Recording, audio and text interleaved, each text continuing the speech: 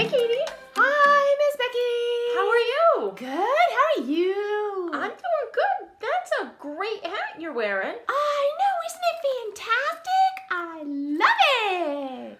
So, any particular reason you're wearing that hat? It's my going on an adventure hat. Oh. Mm-hmm. I didn't know we were going on an adventure. We are? Sure enough. Yes, we are. If you'll take me, please, can we go? Please, please, please, please. All right, let me get my hat. Okay. Ooh, look at your hat. That's really cool, too. Yeah. Well, I was thinking for an adventure today, we could do the Enviromentalist Award. Oh, right. Let's do it. So, environmentalists are really important people. Their job is to help make sure that our environment is healthy and safe for generations to come, for our children and our children's children and their children. Oh, that's so very important. Isn't that a really cool job? Yes. So I thought we could talk a little bit about what environmentalists did, why we have them, why they're important, and what do they do for work? All right, let's find out. Okay, so the first thing an environmentalist does is they help to protect wildlife. Oh. And you know what? God actually has something to tell us about being an environmentalist. Oh, what did he say? He has an opinion about how we take care of wildlife. Oh, wow. You want to see it? It's in the Bible. Yes. Where? All right. So it's in Genesis 1:26. Genesis 1:26. Okay, that's the first book in the Bible and the first verse. Okay, 26. No. It's the first book in the Bible. Oh, and the first chapter. First chapter, sorry. First book, first chapter, 26th verse. Woo! Okay, it says, Then God said, Let us make human beings so that they are like us. Let them rule over the fish in the seas and the birds in the sky. Let them rule over the livestock and all the wild animals. And let them rule over all the creatures that move along the ground. Wow, that's a lot of responsibility. It is. Mm-hmm. So what do you think God is telling us here? That we're supposed to take care of his animals. Yeah. So when you're in charge of something, you are responsible for that thing's care. It doesn't mean you can just be bossy. It doesn't mean you can just be bossy. Can you imagine? When my mom puts me in charge of my little brother, I can't just make him do things that I want him to do all the time. No, you can't. And that's the same thing that's true with your mom and dad. They aren't just bossy all the time. They're looking out for your best interest. Oh, wow. Even if it doesn't always feel that way. Your mom and dad are in charge of you, and they're taking care of you, and they're looking out for your well-being, and that's where God's put them. He's given them the responsibility of taking care of you. And God has also given us the responsibility to take care of his animals. Wow. Pretty cool, huh? Yeah, that's really neat. So God has a lot to say about being an environmentalist, about being someone who takes care of animals and plants in the world. Wow. Oh, wow. Yeah. So I was thinking, do you remember what the word endangered means? I think it means that the animal is in danger of becoming extinct. Yeah. Or of dying off. You're right. Yeah. It is an animal that's in danger. Endangered. That makes sense. Yeah. Someone was very smart. To name On them. their toes with that one.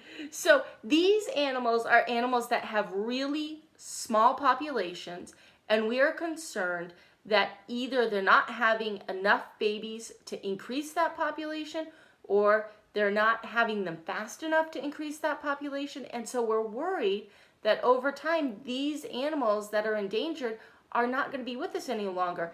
That entire species of animal will be gone forever. That would be so tragic. It would be awful. So there are 5 big reasons why animals are going extinct or why they're endangered. Why? So the first is habitat destruction.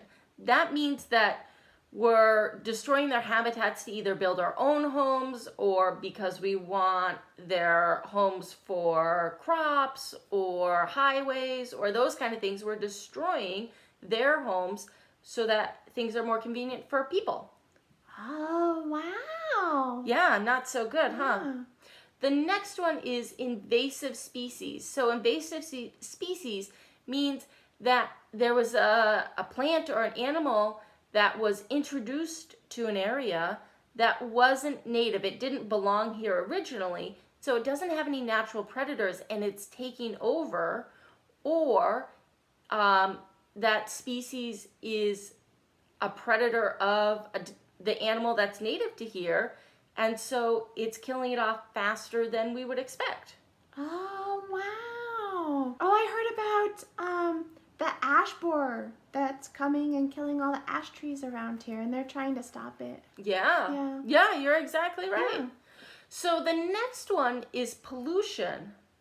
Oh. So you might have seen some things about plastic getting in the oceans and it getting tangled up in or animals getting tangled up in the plastic. I've seen a couple pictures of like sea turtles that get all tangled up in the plastic and then they can't get free and they can't eat, and people cut them free and set them free, but that's really sad. What happens if no one found them? Or I saw a video recently of a skunk that had a container on its head and it couldn't get it off, and someone had to go take the container off, and they didn't get sprayed, but they were very scared that they were going to. Yeah. But the skunk was just so happy that it had that container off its head that it thanked them and went back into the woods.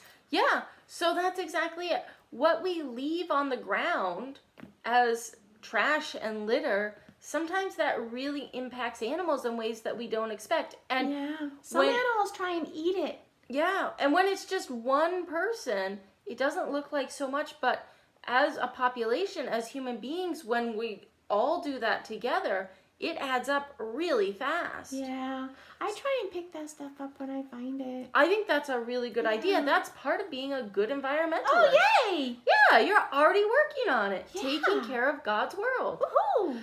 The next reason that animals are going endangered is people. All people? Yeah, so the population of people, the number of people on the planet is increasing steadily. And so the number of resources and space and land, there's just less of it for other species, for other animals. Oh, so we're all competing for the same things. You're right. You've got it. So people is one of the reasons that animals are going endangered. Wow. And, people really contribute to a lot of these other reasons too, right? People are the reason that there's some habitat destruction. People are often the reason that there's an invasive species. Yeah, because they hitchhike. Yep. On our ships or trains or airplanes. You got and it. They come over that way. Yep. And pollution, people cause a lot of pollution too. That's true. And then the last one that we're going to look at is something called overharvesting. So that means either people are killing too many animals to sustain the population, or in the case of plants, they're harvesting the fruit of the plant and not saving the seeds. Oh. And so we aren't growing enough new plants. Oh, I think I read about that in the book The Lorax, where they chopped down all the truffula trees and they didn't replant, and then all the trees were gone. Yeah, you got it. And there is a tree, it has a big seed, it's called the double coconut, and they actually guard that tree because it's endangered. Wow. And it doesn't produce very many seeds, and so when it does, they want people to be around to protect those seeds. Oh, wow. Yeah, so that's a big one, is this overharvesting. If you were to take that seed and eat it, then we'd be in trouble. Oh, no. Yeah, but we eat lots of other seeds. Yes. But we have to be careful. We have to make sure that we're saving what a species needs, what a plant or an animal needs in order to survive. We have to be responsible. We do have to be Yeah. responsible. You've got it. Mm-hmm. So those 5 things, they help form the acronym HIPPO, HIPPO, and that's a way to help remember what things are causing endangered animals. So habitat destruction, invasive species, pollution, people, and over harvesting. You got it. Yes. Okay, so I'm going to talk to you about some animals that are endangered, and we're going to see if we can come up with, while I read or while I talk to you about these animals, we're going to see if we can come up with why they're endangered. What things on this list are making them endangered? Okay, yeah. Yeah, Okay. let's look. Okay. So the first thing I want to talk about is the bog turtle. Ooh. So this guy, he's a little turtle. The biggest bog turtle that's ever been found is only 4.5 inches long. That's not very big. He's not very big at all. And he's really kind of a pretty turtle. He has some yellow patches on the back of his head going down his neck. And that's kind of how you can tell that and his size. So bog turtles are one of the most rare turtles found in the United States. And they're divided into two distinct populations. So one is the northern Bog Turtle. And they're found in Connecticut, Massachusetts, New York, Pennsylvania, New Jersey, Delaware, and Maryland. Oh, wow. And then there's the southern population. Where are they found? So- Wait, sorry. The Southern Bog Turtle. They're cousins. So these guys are found in Georgia, South Carolina, Tennessee, Virginia, and they're both listed as a threatened species on the endangered list. Oh, wow. Yeah. So the reason is that there's this invasive plant, the purple loosestrife, and that can dry out large areas of this turtle's habitat. Oh, no. And not only that, but it's a big, large, dense plant. And so it grows in these really compact clumps, and the turtle can't get through them. And so that restricts its movement. Oh, no. Yeah, so it's kind of stuck, and that makes population growth really difficult.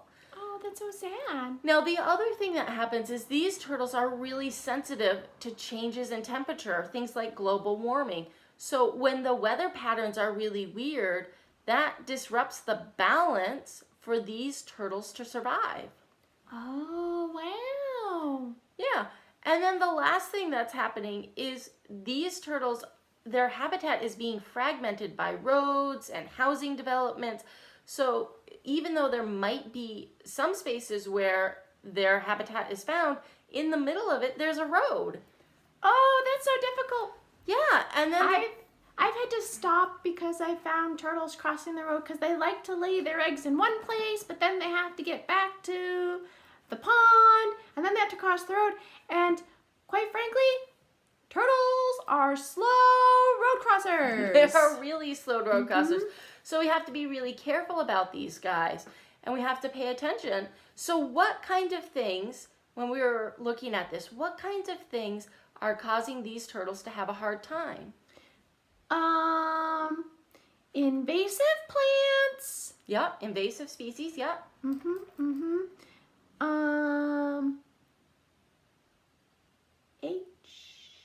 Habitat. Habitat loss. And, well, pollution, because that's causing global warming. And people. Yeah, you're right. So these turtles have a lot against them, and they're just little itty bitty turtles. So we have to be really careful. So they're working really hard to make sure that these turtles have the best chance of survival. Oh, wow. Pretty cool, huh? Yeah. Not that the turtle's having a hard time, but cool that we can help them. I'm glad we can help. You know, I read in California that the cougar or puma out there is having a hard time because the habitat is split by big highways, and so they're trying to cross the highway. So they've started building ramps over or under the highways so the animals can cross without having to cross the road. You're right. That's Yeah. exactly true. And Do you think they're going to make a road for the turtles to cross? I don't know, maybe. An overpass for the turtle? But that's the job of an environmentalist, is to look for ways that we can cohabitate, that we as humans can live on this planet and help the animals, so that we aren't competing so much for the same space. Oh, yay! Isn't that a cool job? Wouldn't Yes. you love to be the person that came up with the idea of building a bridge? Yeah, that would be so cool! It would be a lot of fun. Yeah. All right, the next animal is a Canada lynx. Ooh. Now, these animals are really pretty cats. They're not particularly fast because it's kind of hard to hunt on snow, and so they tend to be sneaky and they lie in wait for their prey to show up. Oh, wow. And what's happening is these guys are having a hard time because there's a lot of logging and road building and development of lynx habitats. So not many places for them to play hide and seek with their Not prey. a lot of places to play hide and seek, yeah. And then that's really fragmenting where they're supposed to be living. But on top of that, people are creating snowmobile trails and roads, and that's a problem because lynx, they're competing against cougars and coyotes and bobcats, which are fast animals, and those animals can run on those tracks and on the roads much faster than a lynx can wait for prey. Oh, that's very interesting. I didn't know that. Yeah, so lynx really need old forests with plenty of down logs and woody areas and those kind of things for hunting and putting their den in. Oh, wow.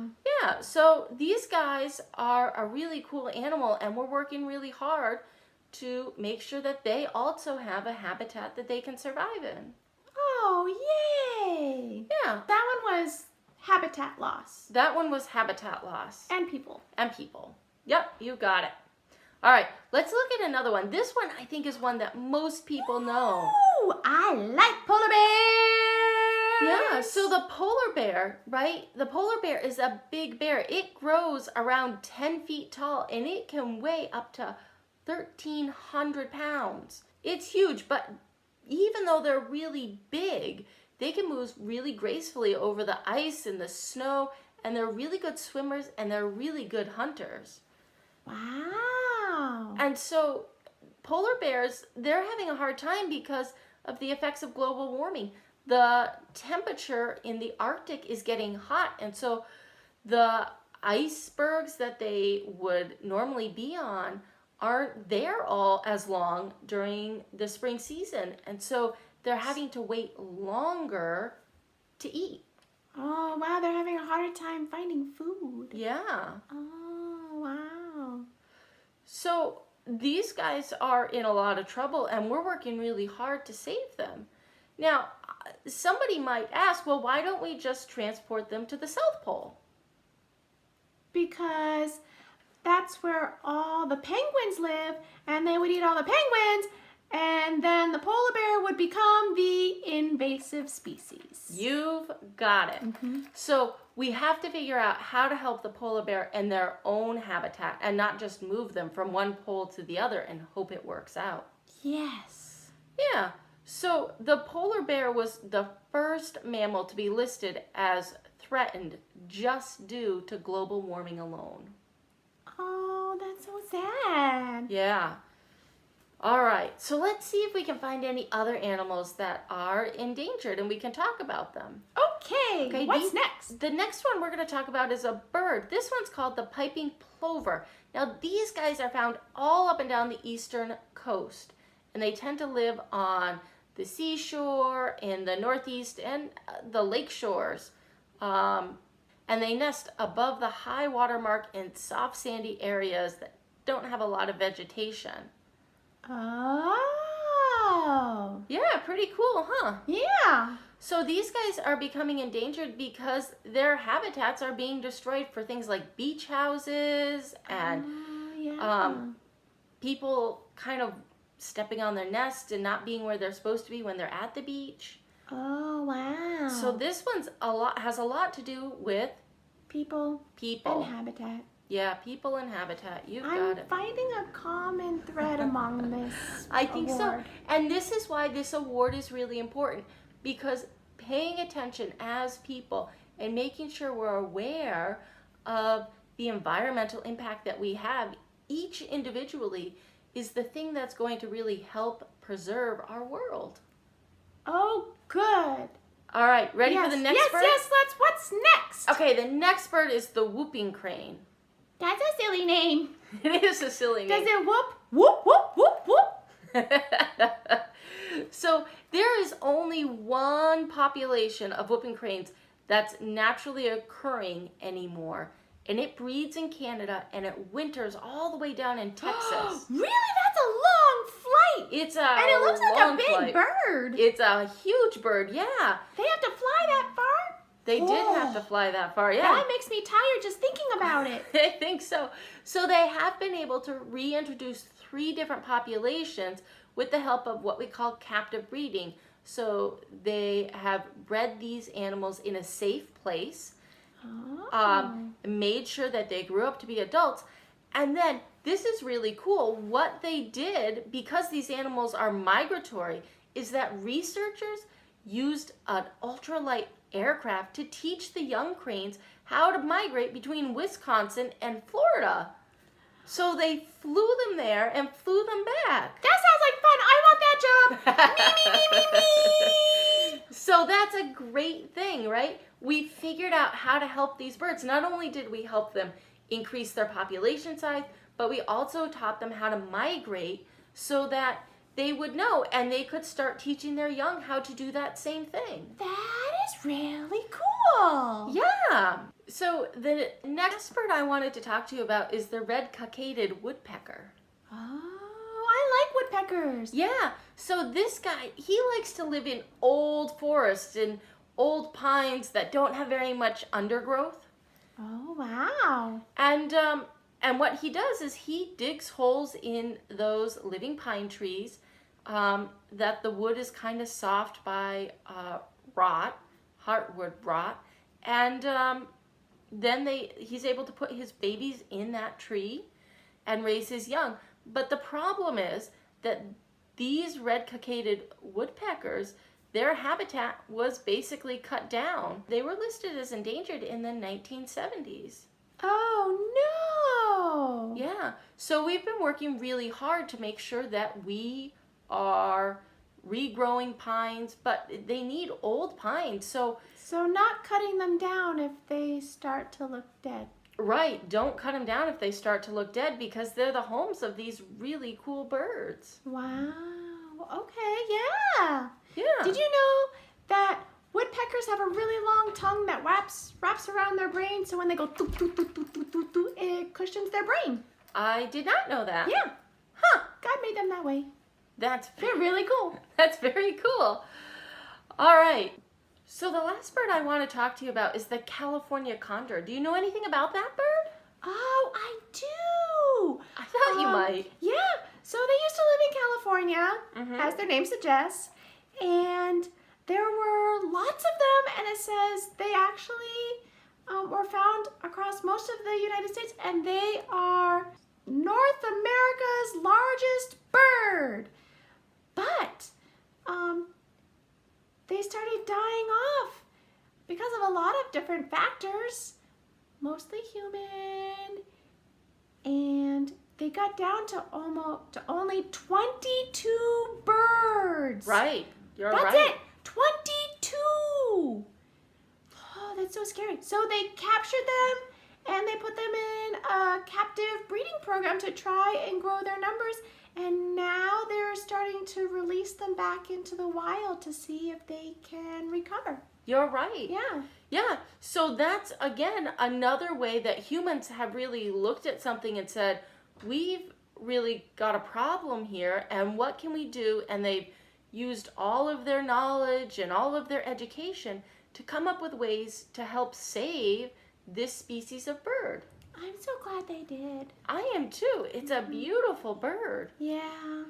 Yeah, that's pretty cool, huh? Yes. So there are some other things that can be endangered. And so plants can be endangered. We talked about that a little bit, right? Yeah. So I thought maybe we could talk about 2 different kinds of trees that might be endangered. Okay. So, do you know what a Fraser Fir is? Yeah, that's my Christmas tree. You- I like Fraser firs. They smell nice and they decorate nice. And I like Fraser firs. Why? Why are you asking me about Fraser firs in an endangered species program? Well, because Fraser Firs are endangered. No. Yeah. Why? So, even though this tree is America's favorite Christmas tree, And mine too. and yours too, so the Fraser Fir is under threat by the balsam woolly adelgid, which is an insect that was introduced into the United States from Europe in the early 1900s, and it's an invasive species. Oh, wow. So these insects, they kill mature trees, which means that those trees don't have the opportunity to produce seeds, and they also make the trees more susceptible to fungal infections. And we don't That's so sad. Yeah, and we don't really have any good way to prevent these infestations in the wild. Oh, no. Yeah, so what can we do? So scientists are working with the United States Forest Service and universities to help collect seeds and to protect them in a seed bank to ensure that this species doesn't go extinct. Oh, good. Now, what we can do is we can make sure that we're not harvesting Fraser firs from the wild when we're picking our Christmas trees. But what if I still want a Fraser Fir Christmas tree? Well, that's okay. If you get a Fraser fir from a Christmas tree farm, Yeah. Christmas tree farm, those guys tend to be pretty environmentally conscious, and they're going to keep their own seed banks. Oh, good. So I can still have Fraser So Fir. you can Just don't cut the wild ones. Right, just don't cut the Okay. wild ones. Oh, good. And if you do want to cut down your own wild tree, choose a different species of tree. So like a spruce or another species of fir instead of a Fraser fir. Okay, sounds good. And then the other thing you can do is to just not move the wood. So if that invasive insect is in the tree that you cut down, you don't want to move that invasive insect to another location. Oh, sure. That makes sense, right? Yes, Yeah. it does. Cool. Okay. All right, and then the next tree I wanted to talk about was the red pine. Now this is different than the white pine. We have lots and lots of white pine. This red pine is native to the northeastern United States, and it lives in like higher elevations of the Appalachian Mountains. Oh, wow. Now it's relatively common in Canada, but it's endangered in the United States in Illinois, and it only has one tiny population left in the state.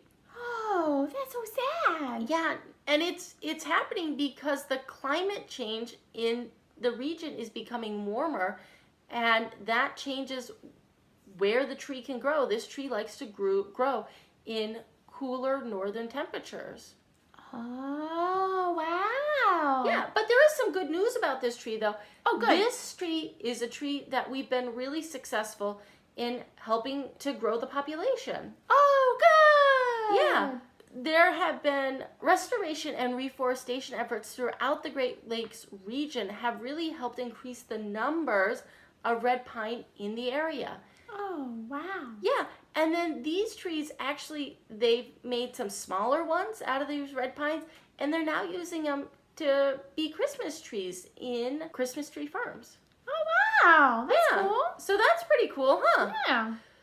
So those are some animals and some plants, some things that we can look at and watch, and finding an animal to kind of see how those conservation efforts are progressing is a really cool thing to do. Yes. Now, what I was thinking was that we could either plant or adopt the tree and observe it and see how it grows and what's happening to it throughout the seasons and the year. Oh, that sounds like fun. Doesn't that sound Yeah. So in Google Classroom, there's a handout there that you can fill out, and either you can plant a tree and watch it grow and watch the changes on it, or if you're in a space where you can't plant your own tree or your parents aren't thrilled with you planting your own tree, you can pick a tree that's already planted and adopt that tree to be the tree that you're going to observe and watch. Miss Becky, Yeah. can I plant an orange tree? You can plant any tree you want, but I don't think an orange tree is going to grow very well here. I really was looking forward to some oranges. Yeah. Well, Well, avocado? again, you can plant it, but you're not going to get oranges or avocados. How about apple trees? You could plant an apple tree. Okay. Absolutely. Apple tree. I may plant an apple tree. Okay. Mhm. So the Yum. tricky thing about apple trees is you probably need a graft. Now you're getting complicated. So I was thinking, besides planting a tree, another thing that we could do to kind of just become aware of pollution in the area and things that might be harmful to the environment is to create a oil spill. You might need to explain to me how creating an oil spill is going to help the environment. Well, I am listening. Ears wide open. So it's not going to help the environment. It's going to help us understand what an oil spill does to the environment. So we're not going to use crude oil like happens in a real oil spill. Oh, we're going to use good. cooking oil. And we're going to mix okay. it with some cocoa powder, make it look dark. Oh. And anyway, there's a whole thing in the craft section for you to be able to do this. But what you're going to do is you're going to make this oil spill, and we're going to put feathers in it. And then we're going to try to clean the feathers off and see how much work it is for scientists who collect animals out of oil spills, how much work it is to get those animals cleaned up and put back together again. Oh. It's okay, a lot of work. Wow. I think you're going to really like it. It's going to be fun. I think it's going to be fun. Louie, you want to come over and do a craft with me? It's not a craft. Well, it's an activity. An activity. We're going to do an activity. All right. And then the last thing that we need to do is we need to help either clean the environment, either as a family or as your club. So cleaning the trash in a park or along the street, or collecting recyclable materials. Oh, good. We recycle at home. I like to recycle. Yeah. Yeah. So any of those kinds of things would be really good. Or you can even create a mural of what the new Earth is going to look like without all of the damage from poor human choices. Oh, wow. Okay. Yeah. Doesn't that sound fun? Yeah. All right. Well, Okay. I think that's probably a good start for environmentalists. Yes. Does that mean I get to get started now? I think so. You ready? Yeah, I'm going to go make a hang glider so I can help the birds fly south. Oh, good. Yeah. All right. See you later, guys. Okay. Bye. Bye.